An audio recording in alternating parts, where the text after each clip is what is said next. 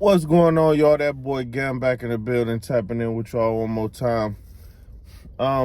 Today I wanted to get into another topic. As far as Turo goes, had a couple questions about how do you do a Turo check-in, and is it difficult? Is it a lot of work or whatever?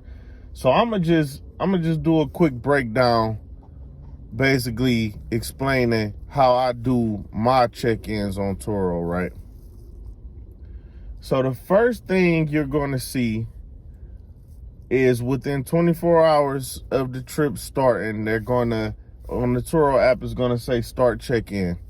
So once you hit the start check-in, first thing you're going to be asked to do is to take pictures of the outside of the vehicle. Now, this is a very important part of the whole process, because this is how you would know if anything happens to your vehicle and it's damaged and you need to make a damage claim. This is going to be your proof and your evidence about how the vehicle looked before you gave it to the customer. So, and if you don't have proof of damage, if you don't have proof that the vehicle wasn't damaged before giving it to the customer, then you will not be compensated. You will not be paid for that damage. So just keep that in mind. It's very important, the pictures. So what I do is, man, I take about 200 pictures.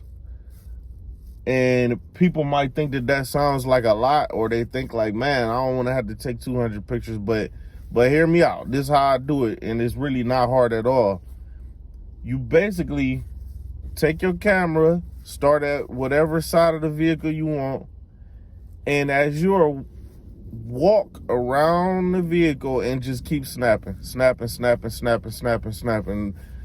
up, down, top, bottom. Just keep walking and snapping as you walk.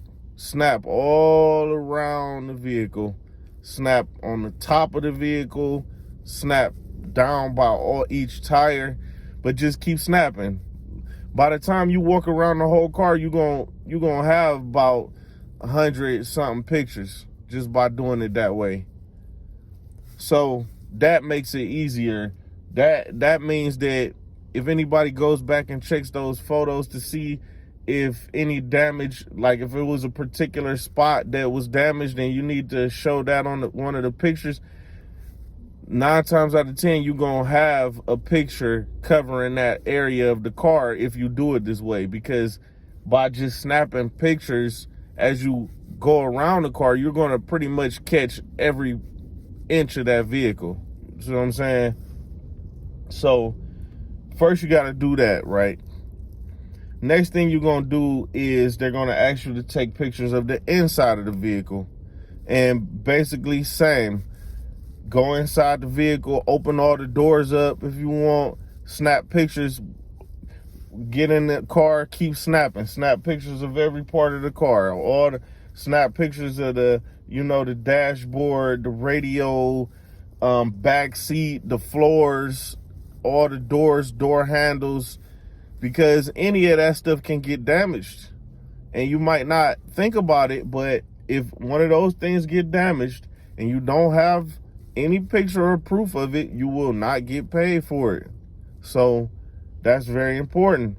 Now, another part of that you want to do is you want to turn the car on and take a picture of the dashboard showing the gas level and how many miles you have on the vehicle at that time.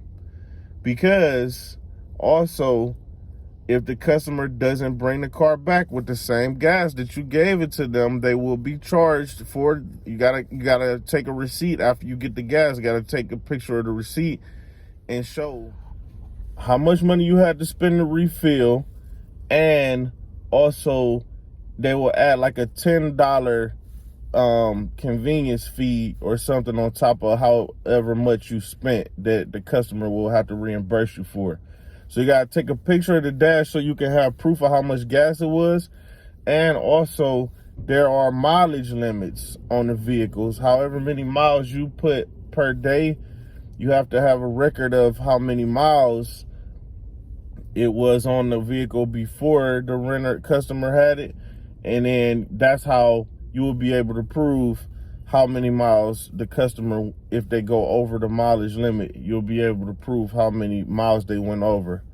So you gotta have that picture, you know. After you do that, they're gonna take you to once you get past the interior photos, they're gonna take you to a part on the app that's gonna tell you to manually put in the mileage and the gas level, fuel level. They're gonna manually tell you to put the number in, but you wanna have the pictures because the pictures is the only proof. They tell you that, but you're just saying it. It's not proof, but you also have to type in how many miles and the gas level, right? So once you do that, the next thing that they will ask you, they will show you telling you to the person's license.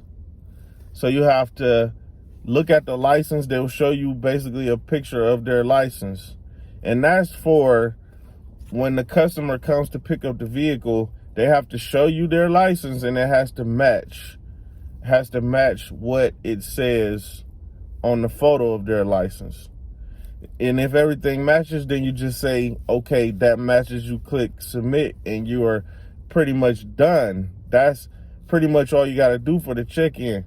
And like I say, you have to do that within 24 hours of the trip starting, because all of this is meant to protect you. If something happens with a damage claim or something, you do not want to be stuck paying the bill yourself, you know?